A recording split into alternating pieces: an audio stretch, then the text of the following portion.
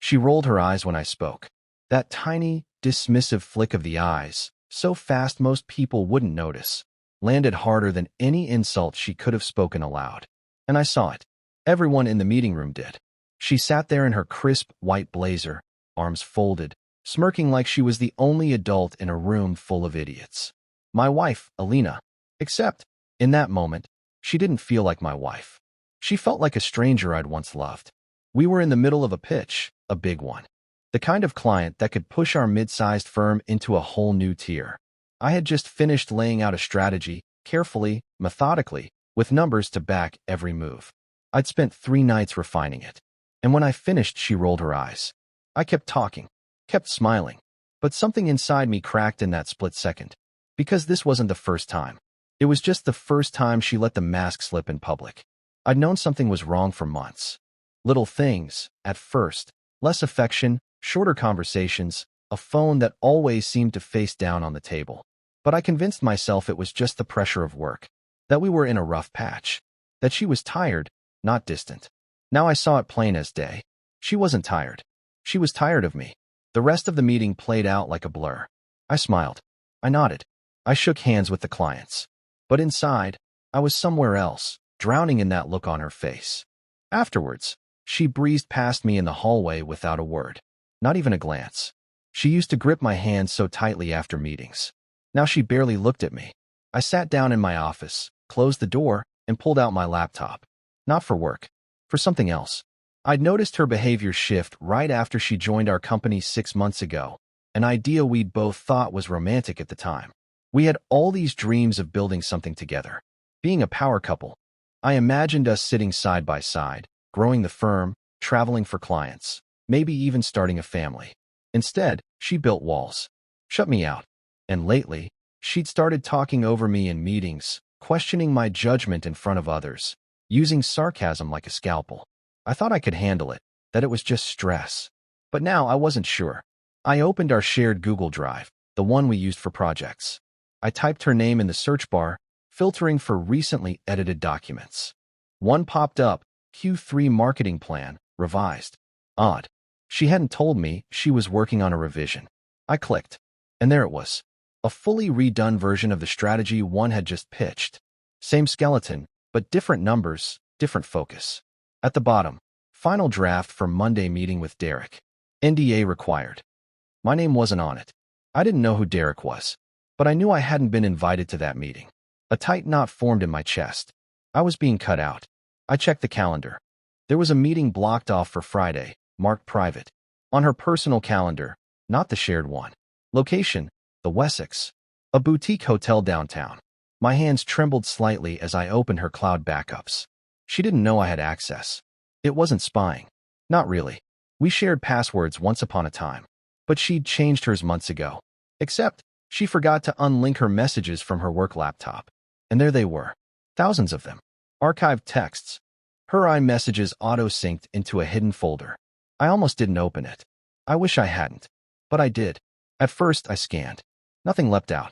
But then I saw a thread labeled Derek, client. I clicked. The first few were about work, innocuous. Then I scrolled down.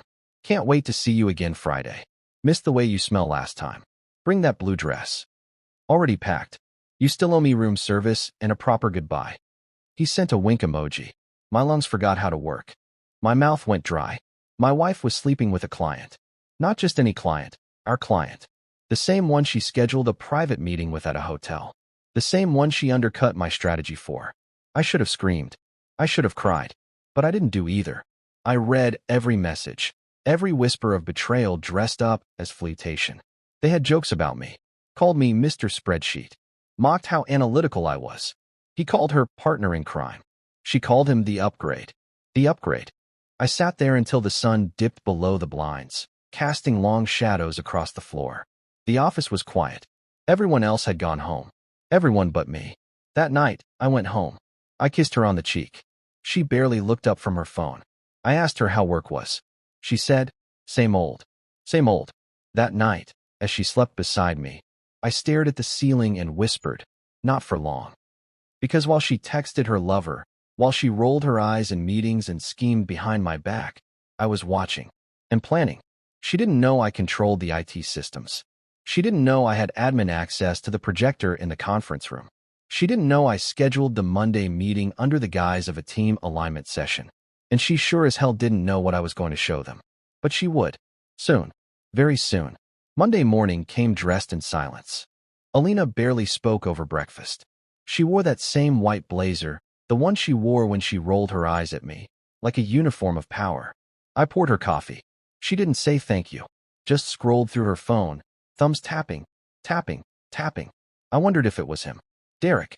The upgrade. Maybe he was texting her something slick. Something dirty. Maybe he was telling her how much he couldn't wait to see her again. I wouldn't have to wonder for long. The office buzzed with its usual rhythm by 9 a.m. Phones ringing. Keyboards clicking. That low murmur of conversation that makes a place feel alive, even when something is dying just beneath the surface. At 9:30 a.m., the invites I'd sent out days before kicked in. All hands meeting. Conference room B, 10 a.m. I'd crafted the invitation carefully, vague enough not to raise alarms, just important enough that people would show up. The subject line was bland, alignment meeting on Q3 goals. The note was shorter, please be prompt. Presentation materials will be shared live. Alina walked in at 9:55, right on cue. Her smile was polite, if not a little smug. Didn't realize you were leading this one, she said, sliding into a seat 2 rows back from the projector screen. I smiled. Should be quick. The room filled. About 20 people. Mostly our department heads and senior managers. A couple of board reps dialed in virtually. I kept it professional, calm, controlled. I stood at the front, remote in hand, waiting for the last few stragglers to take their seats. Alina sat back, legs crossed, tapping her pen against a notebook like she was already bored. I started with a few opening remarks about transparency and alignment. About how, in business, trust is the currency we don't see on the balance sheet. About how even the strongest teams can fall apart if that trust is broken. She didn't flinch. I clicked to the first slide, Q3 performance metrics. Graphs, charts, numbers, the usual. Then, slide 2, client acquisition, new strategies. Still standard. Still expected. Then slide 3. I paused before I clicked. I want to share something I found while reviewing our internal systems this weekend, I said, keeping my tone neutral. Something unexpected. Click. The projector hummed softly, then lit up the next slide. It wasn't a slide at all. It was a screenshot. A cropped image of an iMessage conversation. The words were crisp, enlarged just enough to be read by every person in the room. Derek, can't wait to see you again Friday.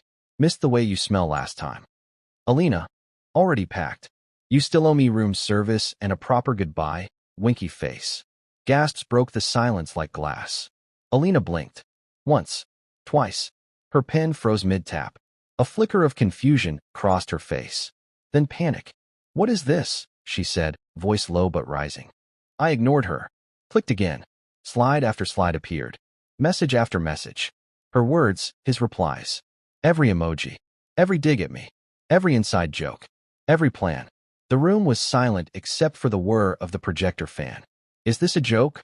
One of the board reps asked from the speakerphone, confused. Who's Derek? He's a client, someone whispered. Was a client. Alina stood up abruptly. This is a private conversation, she snapped. You had no right. I turned to face her fully. Was this private when you scheduled a company-funded hotel meeting under a false pretense? When you submitted expense reports for dinners with your client that somehow ended at the Wessex? A few heads turned toward her. Her face drained of color. I can explain, she started. Good, I said calmly. Because HR is joining us in 10 minutes. You'll have time. More silence. The room shifted, like it was physically trying to back away from the weight of what had just happened. People looked at each other, unsure where to put their eyes. One of the board reps on Zoom disconnected mid-call. Another asked to speak with me privately afterward. Alina stepped toward me, eyes wide now. Desperate. You don't understand. This isn't what it looks like, she whispered. I looked her in the eye. No, I said. It's exactly what it looks like.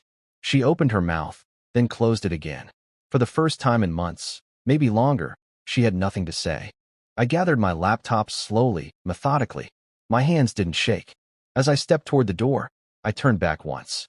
I built this company with everything I had. I said, I brought you into it because I believed in you, because I loved you. No one moved. No one interrupted. But love doesn't excuse betrayal. And trust, once broken, doesn't get a second chance. Not here. I walked out. Behind me, the room erupted, not in outrage or anger, but in that low hum of chaos that follows a controlled detonation. HR had arrived. The projector screen was frozen on the last message. Her message, Alina, he still thinks I'm loyal. He'll never see it coming. But I did. And now, so did everyone else. The funny thing about betrayal is how quiet it gets after the explosion. No more yelling. No more whispers. Just silence. Cold, sterile silence. By Tuesday morning, Alina's office was empty. Her name scrubbed from the door, her keycard access revoked before she even left the building. She tried calling me that night, 6 times. I didn't answer. By the 7th, she left a voicemail. Her voice cracked as she spoke. I messed up. I know I did. Please, can we talk? I listened once, then deleted it. She tried texting. You humiliated me, she wrote. And maybe I did, but not as much as she humiliated me for months in secret. I didn't expose her to be cruel. I did it because pretending nothing was happening had become a slow kind of death, and I was done dying by degrees. Derek pulled his account the next day, claiming conflict of interest. It didn't matter. We didn't want his business. What he didn't expect was the email from our legal team that followed, outlining the non-disclosure violations, the breaches of our client-contractor agreement, and screenshots to support every claim. He settled quietly. HR wrapped up the internal investigation by Friday. I kept myself removed from most of it. There was no satisfaction in watching the ship I built take on water because of one person. But I stayed the course. I had to. The board, surprisingly, stood by me. Maybe because I handled it cleanly. Maybe because they knew if roles were reversed, she would have buried me with a smile.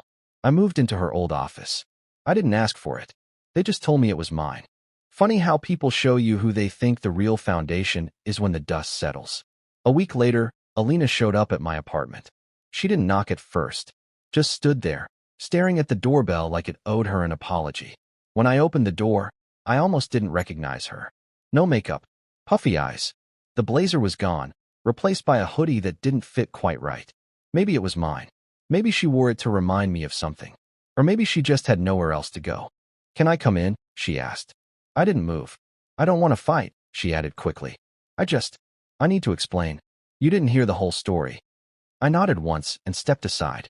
We sat on opposite ends of the couch. She tried to find words, fumbled over them like someone rearranging broken glass, hoping it'll form a mirror again. It wasn't just about him, she said. It was about us. About how you changed. You were always so distant lately. I didn't interrupt.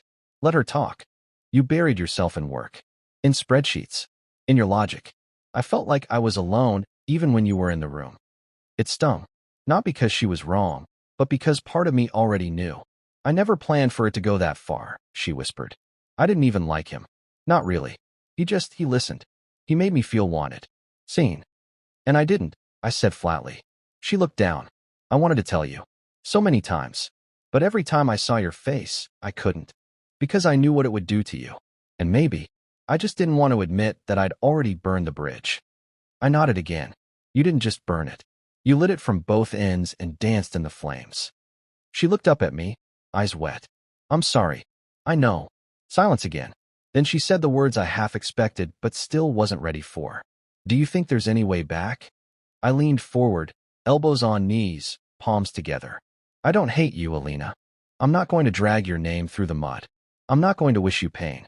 But forgiveness isn't a door you can walk through when you decide you're cold outside. Her lip trembled. She nodded like she already knew. I'm going to be okay, I added. You will too. But not together. She left without another word.